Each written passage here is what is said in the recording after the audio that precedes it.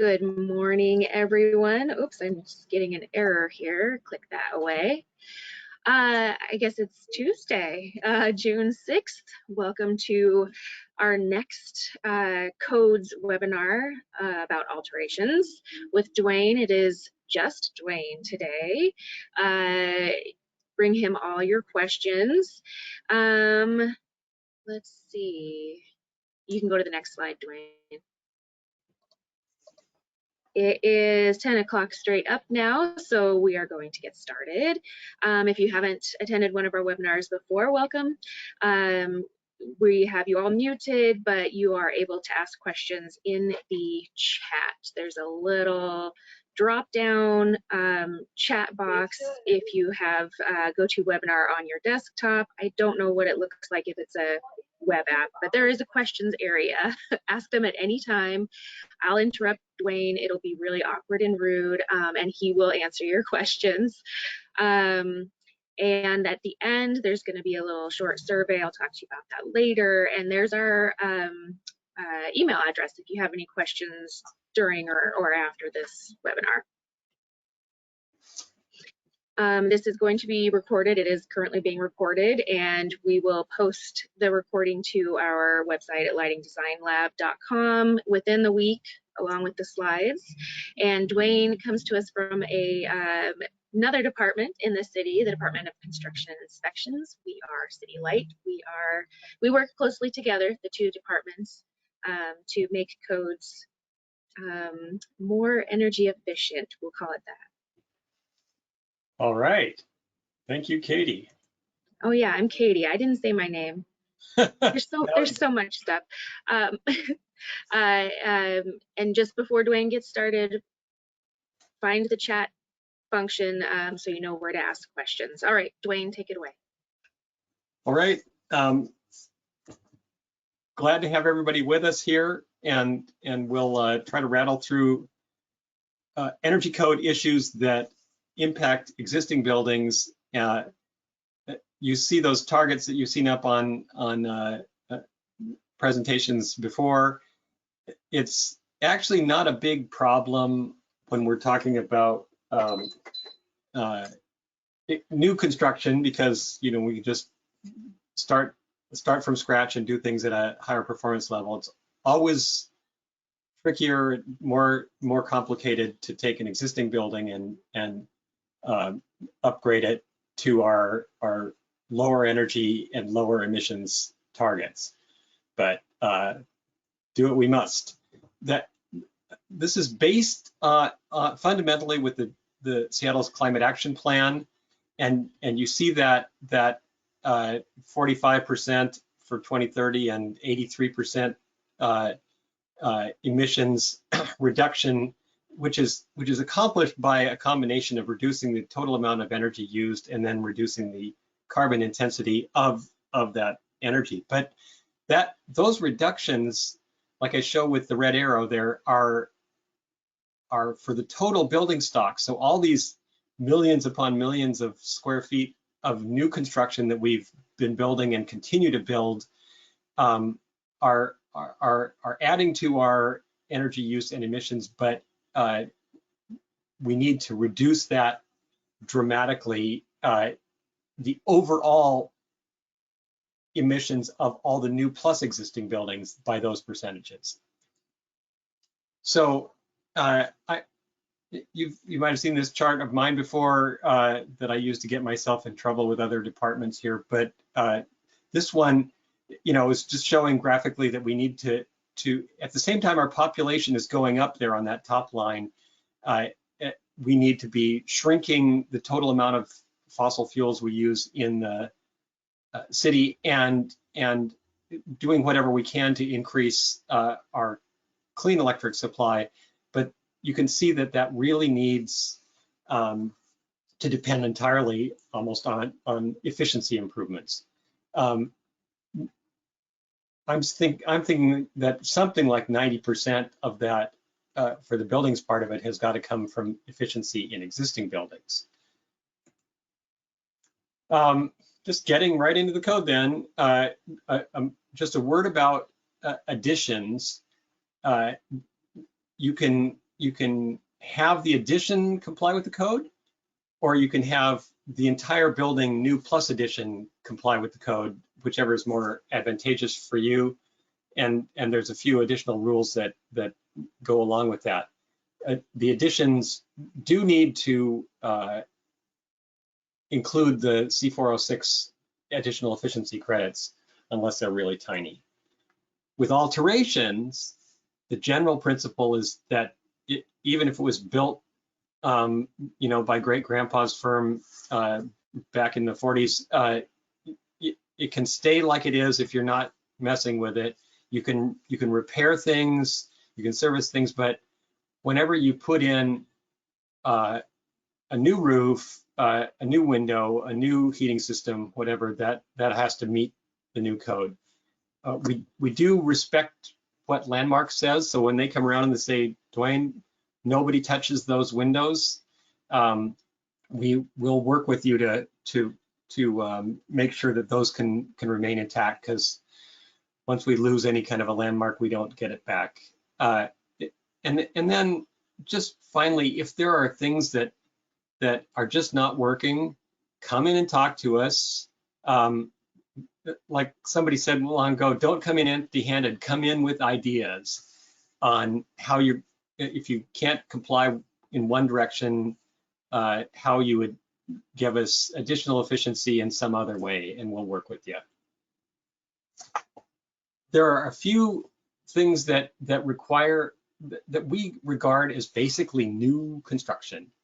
So if you're going from an unheated space to conditioned, or in Seattle, if you're going from heated to heated and cooled, we're presuming that means that there's a major change in the use of the building, and that's a chance to bring it up, not all the way, but most of the way to new construction standards. Same for change of occupancy. If you're going from one of these funky things like warehouses or factories to yuppie condos or mini malls or whatever, then that we're also regarding as close to a new building. The third one there, substantial alterations, is a bugaboo for a lot of people. It's where the main definition for substantial alterations is, well, we'll get to that in a second, but that also gets treated like a new building. So the exceptions we put in there is that you could choose to have the envelope have 10% more air leakage, or 15%, not air leakage, 10% worse heat loss for most buildings, or 15% higher for substantial alterations. Or you could use the C407 energy modeling route and have the total heat loss the total energy use be 10% higher than we would normally allow. If you're doing one of those top ones, then everything other than the envelope has to meet code. Substantial alterations, you see that thing in red, a project that substantially extends the useful physical or economic life of the building is the usual one. So something like this where you're ripping the building apart. Or if it's been vacant for years, or there's a major damage from a fire, we still have the impracticality clause in there that you can take advantage of if you need to. And note that when you're into one of these, it's not just energy, it's also your seismic and life safety get brought up. The idea is that it's probably 40 years until the next time you have one of these big projects that completely rips up a building. And we can't wait 40 years until that gets back up to some reasonable kind of performance. There are a bunch of exceptions there. Like I said, if it's landmarks, if it's a URM, an unreinforced masonry project where you have to do a bunch of work to stabilize your brick walls, that was the only thing you were doing, that would also be considered okay. You saw that I had the 24-month vacancy rule, but what's often happened in Seattle and everywhere is that just as a new huge building is opening, we hit a big recession and it stays empty for a few years. We'll help you out there. What I have in the red box to the right is that if you're doing significant work to two of those three main systems, the envelope, the mechanical, or the electrical system, then we're going to probably call it a substantial alteration. You can, if you're just doing the HVAC switchover from to a heat pump system, and it happens that you need to do some structural upgrades and electrical work, and you have to put a new, do other things, put louvers in the walls and like that. We have the code set up so that you can do that. Just check in with us. So if you're just converting the heat pump and you have to do some other things along with that, then that ought to be fine. If it's a TI in Seattle, this is just a Seattle rule. From the time that you get your C of O for the base building, you've got 18 months that you can apply for permits for TI work that uses that old code. I mean, we still have buildings coming through our system under the 2012 code.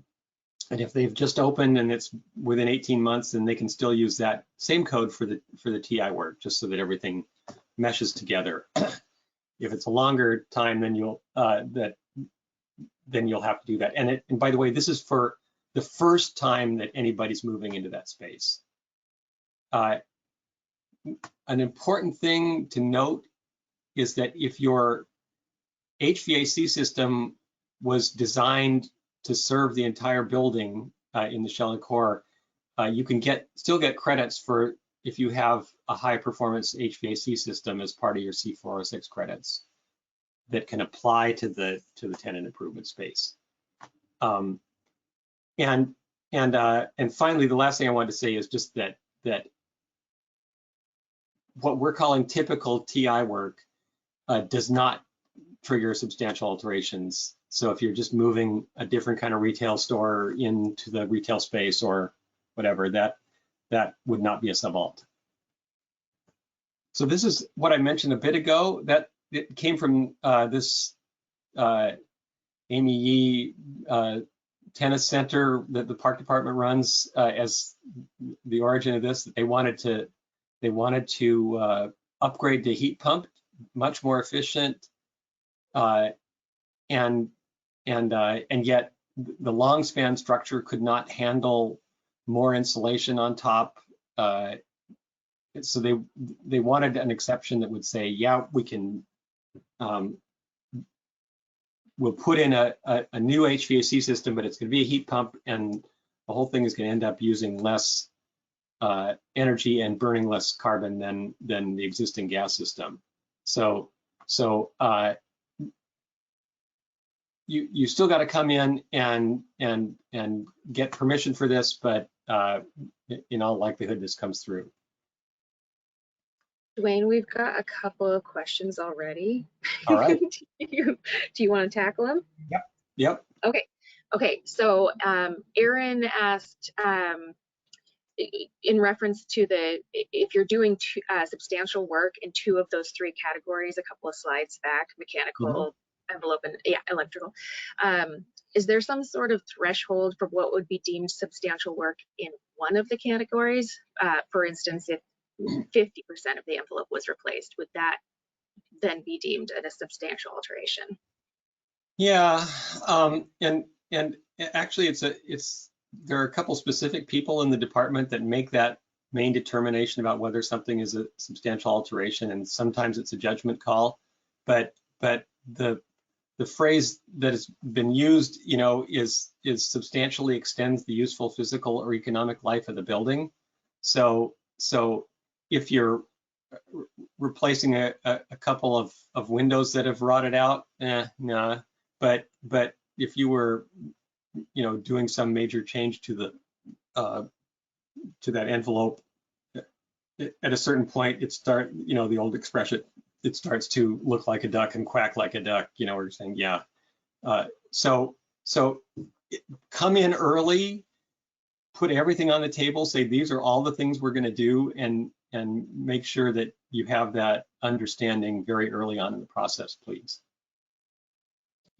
And then with regards to landmarks, Ian made a point that window manufacturers can replicate almost anything now. So maybe landmarks forcing the single pane windows doesn't need to be done anymore. Well, that's true, and in situations where the windows, which are, you know, for historic buildings are often wood windows, are hopelessly beyond repair, then landmarks will generally consider a replica window. But mostly where things are intact, they want to keep the original stuff for as many decades or centuries as we can. And then one last one, would a change of use trigger the substantial change even if just a tenant improvement? Well, that's an interesting thing. If it's, remember the change of use that I described was, change of occupancy was only those things that went from storage, factory, utility to some other kind of thing, or to and from being residential. So if you're just changing the use of a storefront from a shoe store to a sushi restaurant, then no, that wouldn't trigger it. Excellent, thank you. Okay. Now in Washington, not Seattle, they took on most of the heat pump rules for new construction, but put in a lot of exceptions for requiring them for alterations. So outside of Seattle, you can, I think practically every project would end up complying with one or another of these exceptions. And so you see those, you know, the exceptions if a significant upgrade to the electrical service would be needed, if you needed 100% outside air, if you had oil-fired boilers or steam boilers. I don't know why those exceptions went in, but and in fact, if there are constraints, you see those bullets at the bottom, that you don't have enough mechanical room or structural can't hold it or whatever, then you can have an alternate mechanical design, which also would end up being something less than complete replacement with heat pumps. So that was part of a long series of compromises that was made as we moved this in, and we'll at least for this code cycle outside of Seattle, you probably qualify for some kind of exemption. But in Seattle, you see our beloved Museum of Pop Culture there. You try to figure out, okay, where are you going to put a heat pump system in there? Where are you going to find some walls to put in louvers or some roof space? In general, over history, we have, you know, like I said at the very beginning, if it was built back in whenever and it was legal then, it's still legal now. We did require nightclubs to get sprinklered, which was painful enough in itself. I think we required some safety improvements to stairways and high rises, but now we're moving into building performance standards, which I'm going to describe in more detail. And that's a whole new thing to say, okay, we're saying existing buildings that are less efficient than average for that building type in this state will have to be brought up to at least average. And the legislature has signaled that in future years that target will move up to require more and more efficiency. So the question is, are we really serious enough about saying, yes, we're getting to zero carbon, we're going to stop, harming the atmosphere with our buildings? So far, every time I've had a chance to ask council members or mayor's staff, they've all looked at each other and said, yep, we're doing it. Not popular, but that's okay. I can be the one that's not popular here.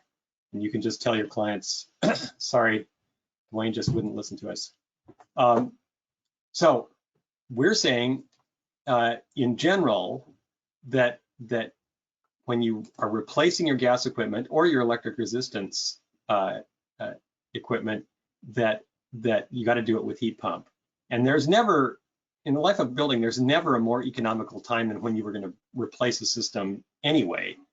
But the current code, the one that's still in place until this fall, says that the replacement equipment has to be a heat pump, and then there's one exception for a single failing boiler or furnace. And it just turned out that everybody just started scheduling. You could do that once every 2 years, so they just started scheduling their replacements and saying, oh, this one's failing, got to replace it. So it allowed essentially use of gas in perpetuity, which is not what we wanted. So this new one, which we'll get into in more detail now, says it gives you a lot more options, but one of the options is not to just keep replacing your existing stuff with new gas equipment. So here's my flow chart. And if you're replacing your central space heating equipment, then it's going to be heat pump, unless it's one of those categories on the left there. Affordable housing or a hospital or a small building. In those cases, you're exempt for the moment, but except that you're going to have to do the future decarbonization plan, which we'll talk about. If you're, oh, and by the way, we'll talk about this more, but see the last one of those space types that's exempt is someone that would require a major electric service upgrade. With any other kind of a building, we're going to let you maintain half of your existing gas heating capacity for the time being, and replace the other half with heat pump. That dramatically reduces the size of your required heat pump plant. And as we're going to talk about in a minute, it's very likely going to cover 100% of your actual needs. So it'll give you that chance to check it out. Plus, you got to do that future decarbonization plan. And if you have an emergency where you need to replace failing equipment, we just had a hospital wing that, all 3 of their boilers for hot water, but they went out at the same time because, of course, they're exactly the same age and they've been run for the same number of hours. This would let you do that, but then you're going to have to give us a financial security that shows that promises that within 4 years you'll do that 50% replacement. Or I should mention the one other path would be that if you're going to do the replacement really soon anyway, you could get a temporary certificate of occupancy. So that plan is a completely engineered schematic design and cost estimate. I figured that if design is typically 10% of the cost of a construction project and the schematic level is 10% of design, then okay, we're talking about 1% of the cost of what it would cost to actually do the work, right? But it would be the first stage always. So you're going to have a full design, show all the changes you're going to have to make to the structure and to the enclosure. You're going to lay out the actual equipment on to scale on plans and show where that would all go, and get a real cost estimate from a real cost estimator. That last bullet down there is that you would add to the what you're going to submit to us your awareness of when the building performance standards for Washington State and for Seattle would kick in, so that you can make an intelligent decision about whether it makes sense to replace with gas equipment right now, or to wait till later. So Washington State has in process, getting ready to actually start taking effect in a couple of years, an energy standard that sets basically at what they figured was average and requires all the buildings larger than 50,000 square feet to start coming up to that standard. And then 5 years later, the 20,000 square foot buildings will likely start. Seattle is still, I don't know if it was issued yet, but sometime very soon we'll be going out to City Council with a building emissions performance standard, the BEPS, instead of the BPS. And that is based on greenhouse gas emissions, and it would layer on top of the state thing for energy. And that, rather than having just a single line that you have to deal with in a few years, has a percentage reduction every 5 years until you get down to zero emissions. So there's that graphically. Just you see those vertical blue dotted lines. Those are when the various building sizes start kicking in, and you can see that there might be a future set of new building performance standards that gets legislated in the future, and that's the expectation. So you might want to go beyond the level that's required currently if you want to future-proof your building. And then the red lines, the solid one being commercial buildings and the dotted one being multifamily, show how we would step down over a period of time to reduce that energy or reduce those emissions, getting to zero somewhere in the 2040s. The cool thing about heat pumps as a solution to both these is that they reduce energy use a lot for heating and water heating, somewhere between 2 and 3 times as efficient, and they of course eliminate direct carbon emissions, especially in a place like the Northwest here where our grid is very clean. Now, comparing that building emissions performance standards with the Seattle Energy Code, you can see that, let's say your space heating needs replacement in 2028. You can just replace half of that, and that should last you for another 15 years. That heat pump, until you have to make some other decisions. That, however, would probably conflict if you're a commercial building with that building emissions performance standard. So before you actually were able to use the full 15 years of life of this equipment, you might have to change it out anyway. Whereas with a multifamily building, it looks like you'd be free and clear.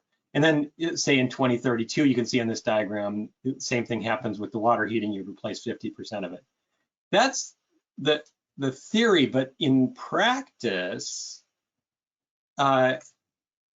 probably your existing systems are way oversized. And so by replacing half of that capacity, you might be actually replacing all the capacity that you really need in the real world. So 50% is an interesting experiment. Do you ever need to run the gas heat as supplementary heating for this?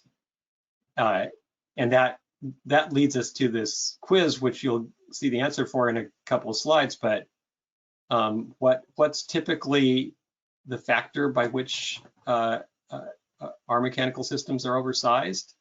Would you pick one of those four? You know, I've been harping on engineers for being overly conservative for a long time, but it maybe turns out to be a blessing in disguise that you've got way more. You don't need to replace all that capacity. So, but the question is, like, is there any other way? We understand that this is expensive and difficult.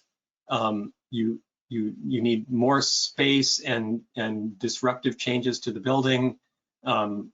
Probably new, in very many cases, new electric service. You need to like figure out if it's going to go indoors, where does this vast amount of air come in and out of the building that's needed to keep those heat pumps running? What are you gonna have to build an entire separate system if you're a hospital or a jail to be able to keep running if there's an electrical blackout? These are real difficult issues, but since we've made this decision that we're going for carbon neutral, I haven't yet heard any other plan that is more economical or sensible. And if you got one, I'd love to hear it. That last bullet point on the left, by the way, there's the International Energy Agency and a couple of other organizations project something like an 80% increase in natural gas costs over the next decade, which makes the whole financial effectiveness of this pencil out much better. The costs for the construction are real. This was a study that McDonald Miller did with the axis on the left there being how much EUI reduction would be required by our building performance standards, and along the bottom how much it costs per square foot. So if you get up in the middle of that cluster, you're trying to reduce 20 or 25 EUI, it's going to be $12 or $15 a square foot. However, I asked you a minute ago how, by what factor are systems over-designed, and in this case, you can see the black dots running along the bottom of this thing show the actual peak hot water usage over a period of time used by these 24 different sized apartment buildings. The blue dots above that being our new Appendix M that's supposed to be much more economical way to design hot water systems, and the red dots being the Appendix A system, which is how almost all existing buildings were designed. Standard practice, how much capacity, but you can see that we're talking about 10, 15, 20 times more capacity built into those hot water systems than ever is actually experienced at peak hour by a real world building. So it might be that if you were looking at those red dots as your capacity and saying, oh my God, this new heat pump system is going to be gigantic, maybe actually you should go in and monitor your building for a couple of months.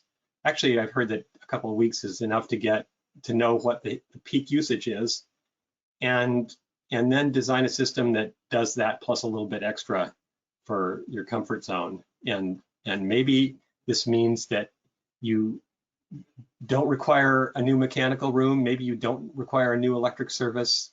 And note that for electric service, there's a formula by which people size the service for a new building. But for an existing building, you can meter it. Once again, you'd want to make sure you metered into your peak seasons and add 25% to your peak and say that's all we have to size for. So maybe in your electric service, there's way more capacity than you thought.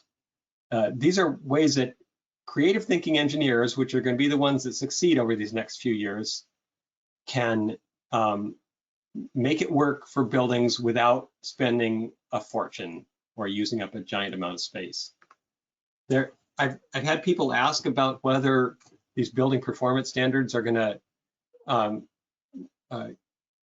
end up causing new construction to not meet the standard. But if you look at that Washington State building performance standard out there for mid-rise office on the right, it's in the 60s. My guess at this new code is that probably a mid-rise office is going to have an EUI around 30, and we're shooting for 20 for an EUI of 22 by 2030. So we're half or a third of the energy use for what city requires for, or what the state is requiring for their building performance standards. So not a problem. And by the way, what's yellow highlighted in the middle there are a couple, our best performing buildings. You can probably guess what those are, but you can see that for except for the high-rise office, we already have buildings in place that are functioning at below what our hope for 2030 target is. So that's quite reasonable. So just to wrap up that discussion, it's the emissions performance standard sets this date that you have to decarbonize by, and the energy code says you have to replace with heat pumps or pick one of those options to postpone. And you can pick the option to postpone based on whether it makes more sense to just do it now and have it done with, or to wait for to replace with gas stuff, and then in the future, when things might be even more expensive, replace it then. If you're doing cooling system alterations, then you're saying you have to either provide DOAS or an economizer, okay? And if you're doing that a replacement of an air-cooled chiller, then that new appliance will not be just a new plain old air-cooled chiller, it'll be a heat pump system. The cool thing about that is that for sure you have enough electric capacity, and it'll be structured to serve as a first stage of heating. Same set of exempt buildings and exempt building types that we had for heating system replacement, and we have set of, on the left there, those different occupancy types that are exempt, and then the set of different system types that are exempt from that rule. For water heating, once again, it's similar. We just editorially, to make life a little more easy to comprehend, split that state requirement into two things. One for new water heating says, okay, just deal with C404, and then another for existing or addition or replacement of existing equipment. I mentioned earlier that we had that exception for expensive electric upgrades, and so what I mean by that is that you would be able to postpone your replacement of the equipment with heat pump if it would require a new vault in the building, or an enlargement of the size of an existing vault, or if it would require trenching across a street, or if it was over half of the cost of a whole project. So there are a few exceptions, but just remember that in the long run, you'll still have to get to zero carbon. There are systems that are exempt for the water heating replacement, and and one of them is water heaters that are 24 kW or smaller. The state rule had 12, but I was convinced by a number of people that that wasn't a realistic target for commercial. So it's those are if you're replacing a really small gas system, that's also allowed at the moment. Once again, knowing that eventually you're going to have to replace it with heat pump. I mentioned the 50% replacement rule for space heating. It would be the same for water heating. And as you could see from that chart, I think that replacing 50% of your existing capacity might be ridiculous itself. Maybe you only need to replace 10%. So go in there and monitor that for your client and find out how much hot water they're really using. Hopefully do that. Usually the water heating systems only get replaced in a crisis because there's big puddles of rusty water on the floor and the whole thing has failed. If you can get in there early enough to get a record of how much they actually need, then you're going to be able to put in, I think, a much smaller and more economical system for them. For that temporary replacement, it's the same idea that you could start a 4-year clock ticking if you really need to just get your system replaced right now.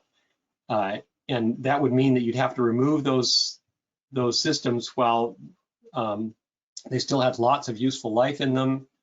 Options I've heard from people for this are, one option would be start off with used equipment if you can find it. The second would be that this system might be starting to make a market for your used water heating equipment. So when you remove it, you could have another option.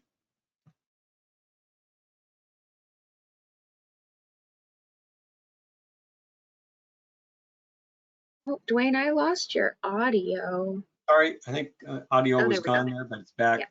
Yeah.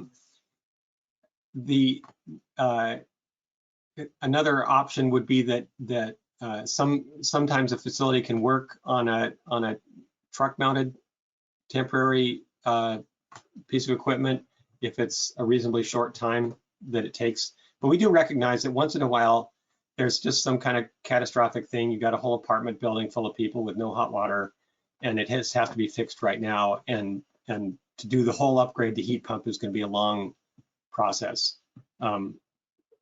So that we could do the temporary certificate of occupancy, but more likely most people would be following the performance bond thing, where you'd be guaranteeing that you got 48 months. We picked that because we figured that you need, in some cases, 3 years to arrange financing, get permits and all that, and then a year for construction. So you got a 4-year window. Commissioning. I just wanted to note, like I said up at the top there, that it was something that wasn't being inspected for very much for a long time. And now we actually have somebody in our inspections department who's specializing in this. And so if you're part of an organization that was getting away with not doing the commissioning, you're going to need that to get your C of O at the end of the project. And it doesn't take a very large building to need commissioning for all those systems. Just wanted to mention once again that with that, like I said before, for those building performance standards, that the heat pump conversion is going to be what gets you both the energy reductions for the state and the carbon reductions for the city, probably most economically. We have our tune-up ordinance as well, and that means that on a 5-year basis, you got to go through all your energy using systems and demonstrate to our Department of or Office of Environment that they're all working properly. The simple things, you don't have to do major equipment replacement, but all the things that get found do need to get fixed if there's dead relays or uninsulated pipes you find or whatever. This will be replaced by the building emissions performance standard as that kicks in. So you probably only have this one more cycle to go on building tune-ups for your building. For lighting alterations, and by the way, next week will be all lighting and electrical, but for lighting alterations, the idea was that we wanted a set of rules that would be proportionate to the size of the work that's happening right then. And actually, I think something like half of all the lighting in commercial buildings in Seattle has already been upgraded, but it still leaves a lot to go. If you're doing more than 20% of the fixtures being replaced, then the whole thing has to meet the lighting power allowance, which is absolutely not a problem if you're doing LEDs. And in Seattle, we require that even if you're just doing the lamps and the ballasts in an existing shell of a fixture, that still counts as replacement. That's the stage one, just meet the lighting power allowance. If you're adding fixtures or recircuiting fixtures, rewiring, then you got to put in those controls, the local switching and daylight zone and occupancy sensors and all that. Stage 3 would be the really big one. You're actually moving the lighting panel. This probably would happen in a big gut and remodel TI or something like that, and putting new raceway out. Then you'd also have the sweep controls to run that whole floor for off hours issues. Same with controlled receptacles. We require them for new construction, but for existing, if it's larger than 5,000 square feet, then you gotta put 50% of the new outlets, not existing ones, but new ones, either on aux sensors or time clock system. For metering, we got to, if you're doing a complete replacement of your HVAC system, then you're going to have to meter the incoming gas and electric and sub-meter the HVAC system itself, and have that whole data acquisition and display system like you would for new construction. If you're just replacing a single piece of large HVAC equipment, then you have to provide a local meter, the kind that you'd have to come around with a clipboard and write down what it was. But the idea would be that over time, all the equipment will get replaced, and then you could actually link it together into a building metering system. And finally, that thing in the red box at the bottom, if you're doing a gut and remodel where you've ripped out the whole old electric system and you're putting in a new one, then that will get a full metering system like for new code. Okay, we're putting the envelope in now, and that's because we are, well, I decided to put this towards the end, but if you're doing a new envelope assembly, so new glazing, new wall, new chunk of roof, whatever, that's just full compliance. Any alteration you're doing to the opaque part of the envelope cannot have worse performance than the existing. We don't want people to go backwards, because sometimes in the original construction they've done a modeling trade-off, better envelope for worse something else, and so anyway, those can't be worsened. And finally, the air leakage testing is not required for alterations except for those big three: the substantial alterations, the change of occupancy, or change of conditioning that I mentioned earlier. You've got some options if you're adding glazing and that glazing is means that the whole total is larger than is required. You could have that new stuff be high performance. You could use a target UA with a little extra allowance, or building performance with a little extra allowance. And in Seattle, in particular, we're saying if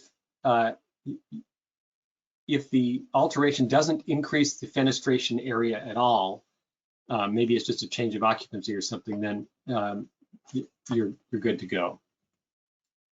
You got those basic things that if you've got broken windows, yeah, you can just replace the window. You don't have to do new stuff.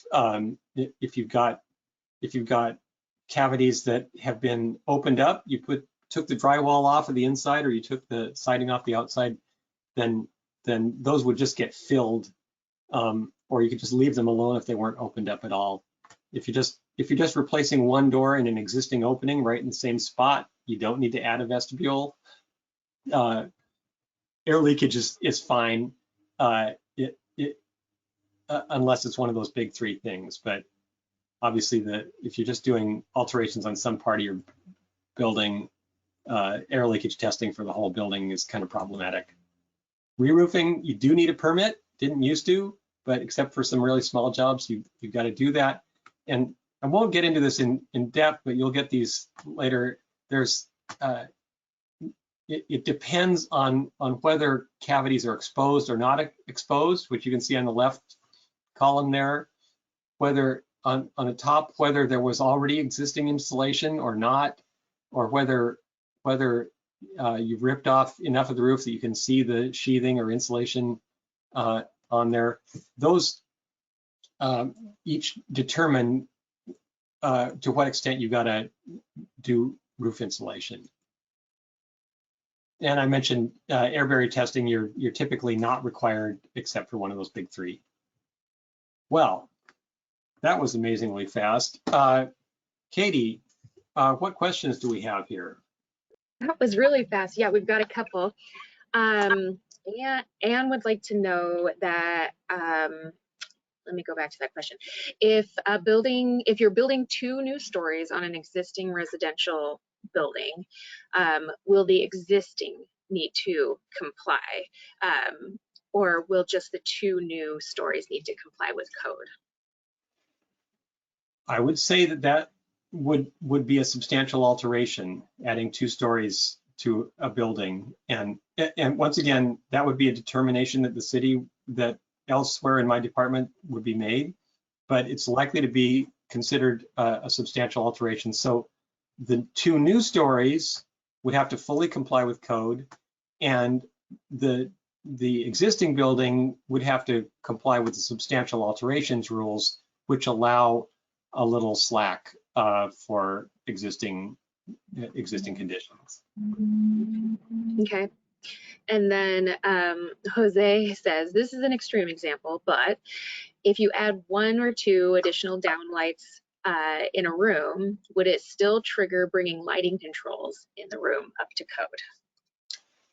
It would trigger lighting controls for those fixtures, and there's where the miracle of LLLC comes in, luminaire level lighting controls, as opposed to room level lighting controls. So you buy LLLC fixtures, they've got onboard aux sensors and daylight sensors, and a wireless controller, and those can be rigged up to run. You would not have to do the existing ones. That's a good application for LLC. We don't have any other questions right now, Duane. Well, this might end up being our shortest webinar ever if nobody wants to add more. Obviously this gets complicated, and there are a lot of special conditions, and you really just need to come in and talk to us and start to work out exactly how we're going to handle this. It's funny because I'm looking at this picture that's on the screen right now, and many of the famous buildings that you see in there have come into our office in the last several years and had very peculiar issues that they had to deal with, and we worked them all out eventually. We did get another question while you were, we'll give people some time to think about what they just learned. Andy was wondering if you could address air leakage testing requirements between an addition and existing alteration section of a building. Sure. Usually where there's an addition to an existing building, there's a wall between the existing and the new that can serve to isolate that new addition for the purposes of air barrier testing. If you thought about that at the very beginning, it's probably not a problem, but I've seen it be a big problem where people weren't thinking about it, and there were lots of air leakage pathways from the addition back into the existing building. So if you're thinking about it in advance, you can probably seal all those up for the purposes of testing. You're fine. If it's adding more room to one big space, well, come talk to us. We'll figure something else out there. We did add for the new version of the code at request from an applicant that for very small additions, and we picked 500 square feet, that air barrier testing would not be required. What I'm hearing over and over again is come in and talk to us. I think that's maybe the main takeaway for especially this webinar for Right. alterations. It's different if you just bulldozed a site clean and you're starting a whole new building, you can comply with all the rules. If you got something, a lot of the buildings you see in the picture here were from the 60s or even earlier, and there's a lot of issues you'll have to work with us on. Right. Oh, Anne came up with another question. During a pre-application meeting with the City of Seattle to present our construction project, will an expert in energy code be present too? And can they give us some tips on what we can do for energy savings? We do not act as your designer. We evaluate what you're presenting to us and whether it conforms to code or not. But we're careful to not be the ones who are making design decisions or suggestions for you. Although you'll find that if you're talking to me, they sometimes kind of pop out. So you've got to come in with what you think is a viable plan that meets all the code requirements, and then you can ask specific questions about individual ideas. Did I answer that? Well, I hope so. If he didn't, write back in and tell me he needs to talk some more. But that made me think of a question as somebody who's not in this space too often, the side of the viewers. How many different consultants or professionals are generally involved? I mean, how many different types of people do you need to go to typically before you have a plan complete enough to bring to Duane? Yeah, we coming in, there's advantages if you've got a very basic requirement about how a code requirement applies. Ask us early on, but it's not going to be very valuable to us unless we actually have things we can look at to comment on. And really, if you're doing a pre-application meeting, that's your meeting, you're paying for it. And so you come up with an agenda of your own questions and then you will come up with meeting minutes. And if those, we'll review the meeting minutes and approve those. And then that actually is your documentation. So because really each specialist, the architect is going to need to get into the envelope design and airtightness. You're going to have a lighting designer or electrical engineer that's going to deal with lighting issues. Lots of mechanical complexity to deal with, and now we've got solar and a few other things. So there's plenty of work to do before you come into us. Okay, that is all we have. There's a couple of thank yous. Oh, and you know what? Jim Lowen here at Seattle City Light, an energy management analyst, just reminded me, of course, you can always contact Seattle City Light. There's a whole staff of energy management analysts that have ideas for energy conservation. That's what they do. Glad you brought that up, Katie, because one complaint I've heard from City Light year after year is that they have these great programs giving that actually have financial rewards for going beyond the basic code requirements, and they're often quite valuable for your client, and people have not come in and used them. So if you want to be a hero in front of your client, come in and find a way for City Light to fund some of your high-level efficiency. And I'm going to put this, the number for the energy advisors. That's a good place to start, 684-3800. I'll put that in the chat if you do have energy conservation or other questions. 684-3800. Sorry, I can't type and think at the same time. And this slide is right. Our next and final